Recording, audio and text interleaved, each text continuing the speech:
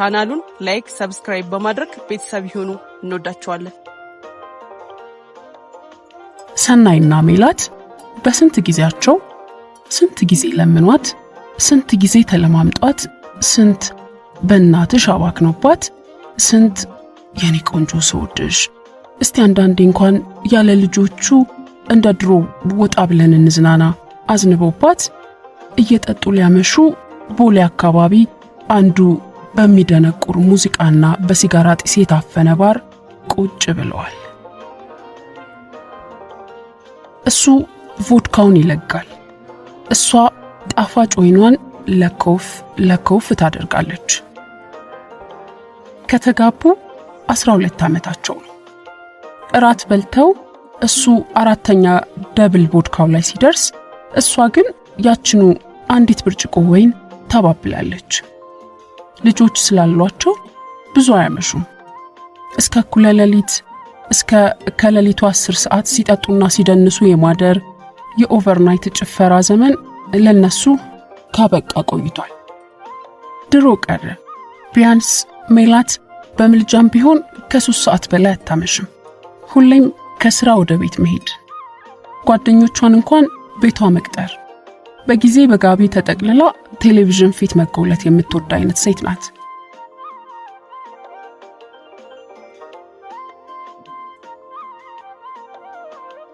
ኡፍ! ይሄ ሙዚቃስ ከዚህ ከጣራ በላይ መጮህ አለበት? ሰው እንዴት ብሎ ያወራል? ደግሞ የሲጋራው ጭስ ምኑ ደስ እንደሚል አላውቅም። እንዲህ አይነት ቦታ ማምሸት። በእናትህ ወደ ቤት እንሂድ ብላ ማማረር ከመጀመሯ ፊት ለፊቷ ካንገቱ ብዙ ካልጎደለው የወይን ጠርሙሷ አጠገብ ጠረጴዛው ላይ ያስቀመጠችው ስልኳ ጮኸ። ሰናይ ሰዓቱን አየ። 3 ሰዓት ከ35። ማን ነው በዚህ ሰዓት የሚደውልላት? ከቤት ነው? ሰራተኛቸው ናት? ልጆቹ ደህና አይደሉም? ስልኩን አንስታ ሄሎ አለችና ሌላ ቃል ሳታወጣ ዝም ብላ አዳምጣ ዘጋችው። ሁኔታዋ ግራ ቢያጋባውም ሰናይ ማን ነው በዚህ ሰዓት የሚደውልልሽ ብሎ ሚስቱን የሚነዘንዝ አምባጓሮ የሚያስነሳ በራሱ የማይተማመን ባል ሚስቱም በዚህ ሰዓት በሚደወል ተገቢ ያልሆነ ግንኙነትና የስልክ ጥሪ የምትጠረጠር ሴት ስላልሆነች ምንም አላላትም። በመሃል ከስልክ ጥሪው ጋር የማይገናኝ 1-2 አረፍተ ነገር ወሬ ካወሩ በኋላ 5 ከማይሞላ ደቂቃ በኋላ ስልኳን አንስታ የሆነ ነገር ጻፈች። ቴክስት መሰለው። ከ10 ደቂቃ በኋላ የሙዚቃውን ጩኸት፣ የወጣቶቹን ጫጫታና የሲጋራውን ሽታ መቋቋም ስላልቻለች ሰናይ ሂሳቡን ከፍሎ ላስተናጋጇ ጉርሻ ሰጥቶ ጃኬቱን ደርቦ ወደ ቤታቸው ሄዱ። ይሄ የሆነው ዓርብ ዕለት ነበር።